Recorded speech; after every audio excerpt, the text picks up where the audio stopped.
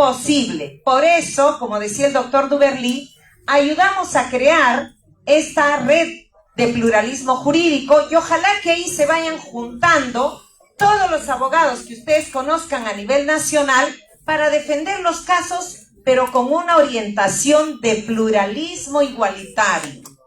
Hay muchos abogados que les dicen, sí, ya confiesa, declárate, ¿no? Culpable. Además, las rondas no pueden ver casos graves, no pueden ver casos de terceros. ¿Ustedes pueden ver casos graves, sí o no? ¿Pueden ver casos de terceros que entran en su territorio? Sí, también de empresas que entran en su territorio. Entonces, ese es el enfoque de pluralismo igualitario y no subordinado. Y si conocen abogados a nivel nacional que les apoyan desde ese sentido, que se integren a la red y hay que fortalecer.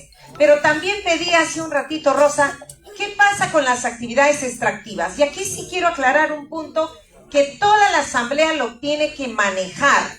Y nos pedía la abogada que distingamos por qué el 2012 decía que Marco Arana presentó una acción, ¿no?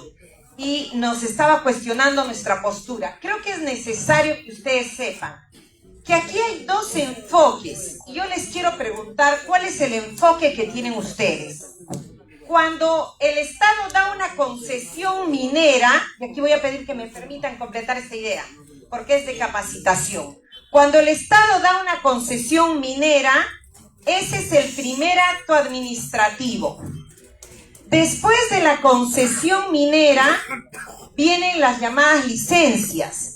El estudio de impacto ambiental, que es la licencia ambiental. Después viene la autorización del dueño del terreno. Y lo que ustedes llaman, muchos llaman la licencia social. Han escuchado hablar de eso, ¿no? Ya. Aquí es la diferencia con la consulta previa. ¿Por qué esta llamada licencia social o autorización es antes o después de concesión minera? ¿No? Esta autorización del estudio de impacto ambiental para explorar o explotar, la autorización del terreno superficial, todo eso es después de la concesión minera. ¿Y cuándo primero dan la concesión? Pongamos un ratito. Ustedes, digamos, el ministro de Energía y Mina, y usted es el presidente de la comunidad o la ronda del lugar, y necesitamos un empresario, y usted es el empresario minero. Usted pide su concesión minera. ¿A quién se la pide? A Ingemet. A ver, Ingemet, ¿qué tiene que hacer?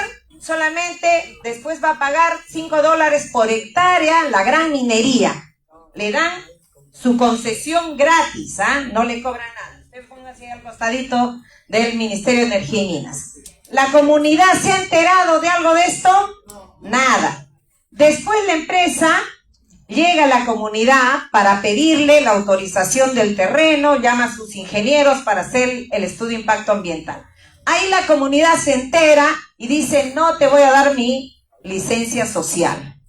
Y esa es una lucha que han hecho en muchas comunidades, ¿no es cierto? Años de años, pero el problema sigue, 10, 20 años. ¿Por qué? Porque no han atacado la concesión minera. Entonces, aquí, para esclarecer qué es el juicio que presentó el amparo Marco Arana y Grupo Fides, en el amparo, y ustedes lo podemos, es público, dice, solicitamos la suspensión del proyecto, de la explotación del proyecto minero Conga, la suspensión y la inaplicación del estudio de impacto ambiental. ¿Por qué? Porque este estudio fue mal hecho y este proyecto va a afectar el ambiente. ¿Es cierto que estuvo mal hecho? Sí. ¿Ese proyecto va a afectar el ambiente? Sí. ¿En esa parte tienen la razón? Sí. ¿Cuál es la diferencia? Este es el amparo que han presentado en 2012. ¿Cuál es la diferencia? Y ahí estaba Idelso en ese momento. Idelso, en ese momento cuando ustedes discutimos con ustedes, les preguntamos, ¿ustedes solo quieren suspender el proyecto y que se inaplique ley A para que luego se haga otro estudio de impacto ambiental, ¿qué dijeron?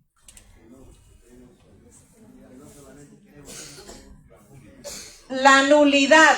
Entonces, este caso está ante la Comisión Interamericana de Derechos Humanos, donde se pide la nulidad y el cese definitivo de este proyecto. No se pide la suspensión, ni se pide que vuelvan a hacer el estudio de impacto ambiental. Entonces, después de 12 años, este amparo ha ganado en primera instancia. ¿Qué han ganado? Que efectivamente se suspende el proyecto. Pero una pregunta, Idelso, ¿este proyecto no está acaso suspendido? Está suspendido. ¿Por qué? Porque ante la Comisión Interamericana se pidió la nulidad y también se pidió una medida cautelar. La medida cautelar era para proteger la vida y la integridad de todos los perseguidos en esa época. Y también pedimos que ya suspendan totalmente el proyecto y esa parte no nos la dieron. Pero en la práctica, esta medida cautelar que ganamos en esa época sirve como una contención para que el Estado no active el proyecto. Entonces, ¿qué hemos estado haciendo estos años? Conteniendo que no se haga el proyecto. ¿Cuál es el riesgo ahora con esta sentencia? ¿Qué pasa si sube a segunda instancia y ganan? Es más, ¿qué pasa si en esta sentencia, porque esa es la lagna que tuvo Manuel Ramos del Tambo, dijo, ha venido aquí la abogada de Grufides y nos ha pedido que nos unamos a ese caso? ¿Cuál es el riesgo? Si la ronda se une en ese caso y ganan, ¿qué va a ordenar en el segunda instancia? Muy bien, suspendido el proyecto y vuelvan a hacer el estudio de impacto ambiental. Yo le pregunto a Idelso, a los que son de Cajamarca, ¿ustedes quieren que se haga nuevamente el estudio de impacto ambiental o que se declare nulo ese proyecto? Les pregunto. Le pregunto a la asamblea, porque la CUNARC es la que lleva este caso. ¿Ustedes quieren que se vuelva a hacer el estudio de impacto ambiental o nulo y cese definitivo? Esa es la diferencia. Y eso es lo que ahí Idelso me llamó y me dijo, mira, nosotros hemos sacado un pronunciamiento a favor de esa sentencia. Sí, lo estoy diciendo públicamente, porque entre ustedes y nosotros tiene que haber esa transparencia. Y entonces, le dijimos, ¿han leído la sentencia? ¿Qué dice la sentencia? ¿Y cuál es la demanda? La demanda fue suspensión de la explotación e inaplicación de ley A. ¿Y cuál es el riesgo? Si ganan, en segunda instancia, van a ordenar que se haga el estudio de impacto ambiental. Y si ustedes se meten en ese caso, como ronderos, van a estar o no obligados a abrir su puerta para que hagan el estudio de impacto ambiental. ¿Me expliqué? ¿Me expliqué? ¿Quedó claro o no? Si las rondas son parte de ese juicio y el juez ordena, hagan un nuevo estudio de impacto ambiental, ¿tiene que abrir su puerta para que hagan el estudio de impacto ambiental? ¿Sí o no? Y las rondas del Tambo dijeron, está con nuestra jurisdicción rondera prohibido el ingreso de los que van a hacer el estudio de impacto ambiental. Yo como asesora de las rondas, ¿con qué lado tengo que estar? Díganme. ¿Tengo que estar con la nulidad o tengo que estar para que se haga un nuevo estudio de impacto ambiental? Y ustedes tienen que tener esa claridad. ¿Por qué? Porque efectivamente a veces desde el enfoque ambientalista nada más, solo se enfocan a atacar los estudios de impacto ambiental.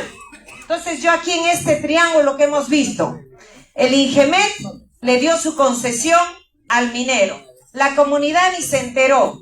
Viene una organización ambientalista y ¿qué le dice? Vamos a atacar el estudio de impacto ambiental. ¿Está bien atacarlo? Sí. ¿Pero es suficiente eso? ¿Qué tenemos que atacar? La nulidad.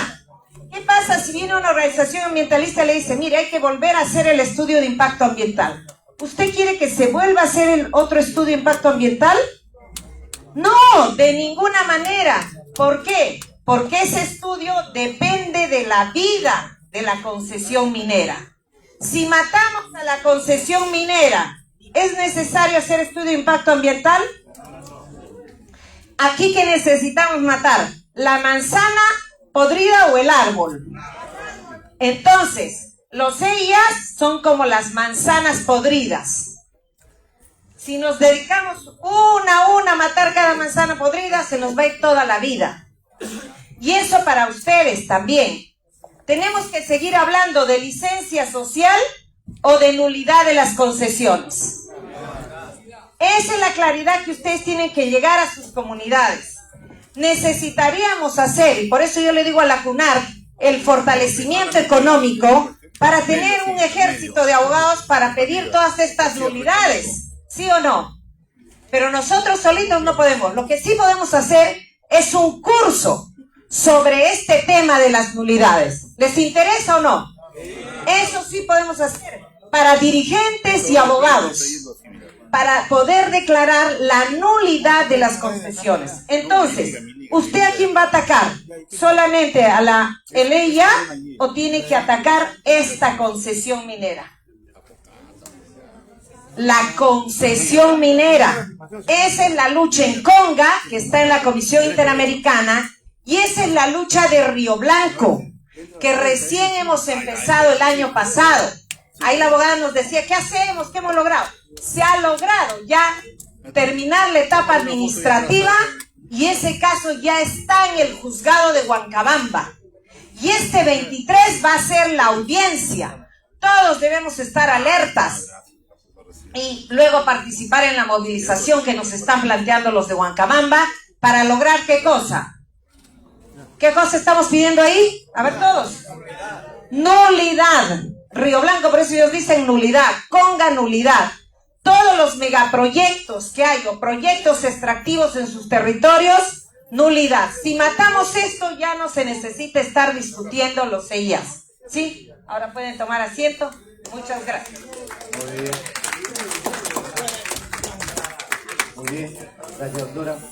Ah, sí. Y esto que queríamos desde ayer, este es parte de la biblioteca rondera, como hay un nuevo consejo que se está inaugurando ahora, para que le pongan su sello, se repartan entre ustedes y vayan leyendo estos libros. Y les aconsejamos también a todas las bases ronderas que tengan su biblioteca rondera. Ahí nuestra administradora, aquí ustedes saben, nosotros no tenemos fin de ganancia, pero aquí está el libro, el folleto sobre justamente los derechos ante la minería. El libro que ha escrito dos ronderos de Puno, Chamichel, sobre las constituciones y la situación política, los derechos que tenemos y también ahí la revista de los derechos. Entonces esto queda aquí para la CUNARC, este nuevo consejo. Un aplauso para el nuevo consejo. Les vamos a tomar lección la siguiente para que si lo han leído o no. Y luego, sí.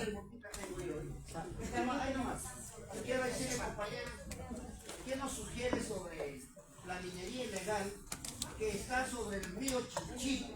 Nos están matando el río Chinchipe, que es el naciente del río Marañón y Amazonas. Sería de repente, ¿qué nos sugiere? Dos jurisdicciones aquí se aplican. La jurisdicción propia. Ustedes hagan actas en todas sus comunidades, y sería bueno, señor secretario, que lo anote, un acta de autoidentificación como descendientes de pueblos indígenas u originarios. ¿Por qué es importante esa acta? Porque cuando llegue el Ministerio de Cultura y les pregunte, ¿ustedes son indígenas? Si dicen que no, ¿qué va a decir? No tienen derecho a la consulta previa, entonces no van a poder exigir la nulidad. Y solo se van a quedar con los derechos ambientales como cualquier ciudadano, como cualquier defensor ambiental. Un defensor ambiental solo exige derechos ambientales. Pero si ustedes son organización descendiente de pueblos indígenas, ¿qué derecho pueden exigir? Consulta previa, autodeterminación, territorio y por lo tanto nulidad porque no hubo la consulta previa. Esa es la diferencia. Entonces tienen que hacer actas de autoidentificación como descendientes de pueblos indígenas originarios y que el Estado no les consultó de esas concesiones que les afectan. Tercero, con su jurisdicción, con base en el artículo 149 de la Constitución, pueden decir claramente: con base en nuestra jurisdicción vamos a impedir el ingreso de los mineros o expulsar a los que han entrado. ¿Se puede hacer eso, sí o no? Sí, y nosotros en el IDS ganamos la primera sentencia en el Perú, el 2012, ante el Tribunal Constitucional, que justamente es de mineros que tenían dos empresas de transporte, que se llamaban Los Mineros y Los Pioneros, ya el nombre lo dice, que se metían a la comunidad. Y primero ganaron los mineros, un habeas corpus por libertad de tránsito. Entonces ahí en una charla yo conocí a la presidenta de esa comunidad, doña Juana, que ustedes la conocieron. Y ella nos dice: doctora, en nuestra jurisdicción hemos cerrado el territorio y me van a meter presa 6 años. Entonces presentamos otro habeas corpus que lo ganamos, y ahí ¿qué dice? El Tribunal Constitucional, que la comunidad tiene derecho a su propiedad territorial y a su autonomía, y tiene derecho de no dejar entrar ningún minero en su territorio, y nadie tiene el derecho de entrar. ¿Cuál fue el problema? Que después los mineros sacaron que tenían concesiones mineras, y ya la Fiscalía del Ambiente se acobardó, ya no quería ayudarles a bombardear sus motores. Y tuvimos que presentar entonces esa segunda amparo por la nulidad de todas las concesiones sin consulta previa. Y felizmente les cuento la buena noticia: ganamos. Y esa sentencia es del 2018 que dice: nulidad de todas las 140 concesiones mineras, nulidad de los derechos de agua por falta de consulta previa. Y el juez ordenó reparación integral, descontaminación y que no se vuelva a repetir el problema. Entonces, sí hay un marco jurídico que ustedes les defienden, pero tienen que hacer sus actas bien claras, que son comunidades indígenas o originarias que nunca el Estado les consultó y que ustedes en su autodeterminación no van a permitir la entrada y los van a expulsar. Eso con la jurisdicción propia, pero hagan sus actas. No se vayan a mechar ahí nomás con los mineros. Y lo segundo es que si son, averigüen en el gobierno regional si estos mineros tienen concesiones, porque muchos tienen. Reinfo, ese Reinfo necesitaba consulta previa. ¿Es válido o nulo si no se ha dado la consulta? Es nulo. Eso es lo que tenemos que reclamar, la nulidad de eso. Sí, permita, señor.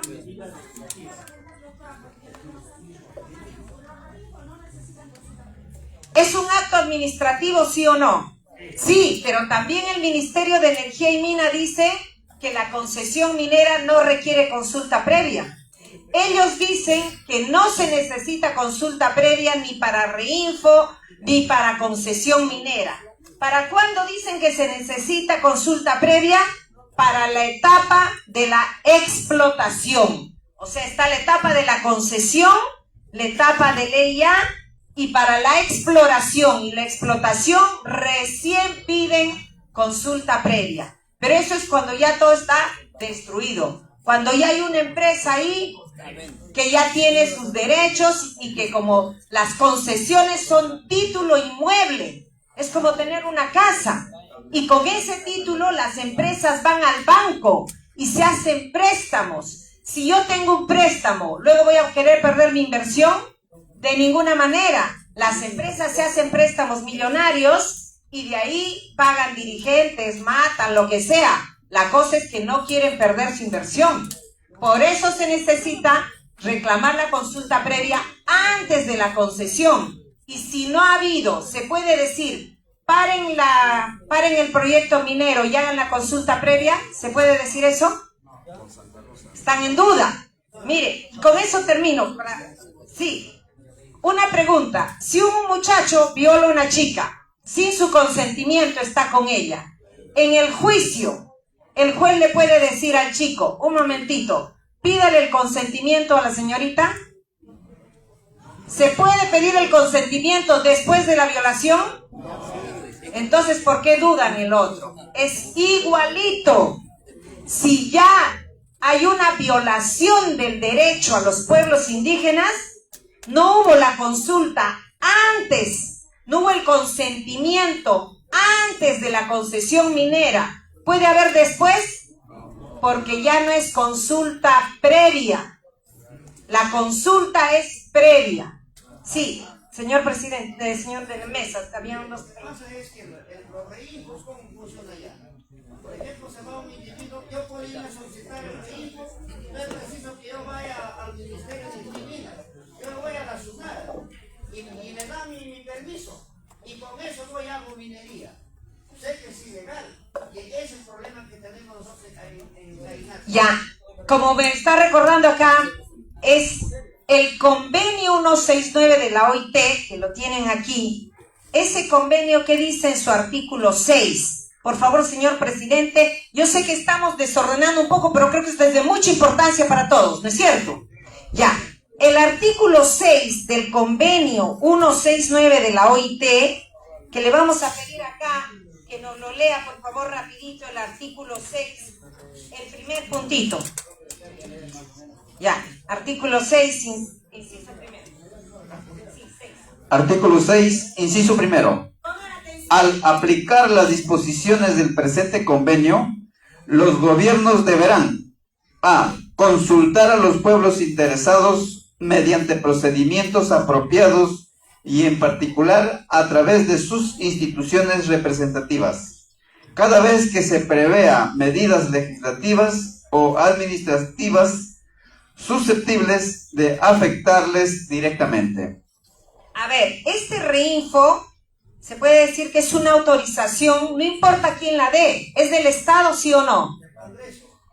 No, el Congreso ha dado la ley para que se den los reinfos. Para empezar, ya ahí hay un problema. ¿Esa ley tenía que haber sido consultada con los pueblos afectados? Sí. ¿Fue consultada? No, tiene un vicio de nulidad esa ley. Segundo, esos reinfos son autorizaciones administrativas en el fondo, ¿sí o no? Son actos administrativos que operan, creo que hasta por silencio activo. O sea, uno va, se inscribe y ya está. Pero es un acto administrativo autoritativo. Entonces, ¿qué dice el convenio? Que cada vez que se prevé un acto administrativo o un acto legislativo susceptibles de afectar directamente. Ustedes son la comunidad del río Chinchipe. ¿Ese reinfo es susceptible de afectarle a usted, sí o no?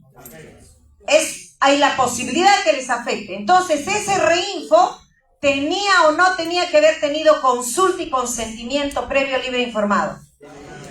E inclusive el reglamento de la ley de consulta previa, en su artículo 7, que dice que cuando va a haber traslado poblacional o cuando va a haber depósito de sustancias peligrosas o tóxicas, tiene que haber consentimiento.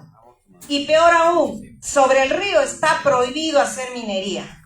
O sea, encima es minería ilegal totalmente, porque informal se llama cuando hay autorizaciones. Y encima de lana, o sea, ustedes ahí pueden aplicar dos jurisdicciones. La jurisdicción rondera con un acta diciendo: nos autoidentificamos como descendientes de pueblos originarios. El Estado nunca nos consultó para dar el reinfo, autorizaciones ni nada. Esta minería nos contamina y nos afecta y nosotros jamás hemos dado nuestra consulta ni consentimiento. Por lo tanto, con base en el artículo 149 de la Constitución, publicamos que prohibimos a estos mineros su ingreso en el territorio y si ingresan les vamos a aplicar jurisdicción especial rondera.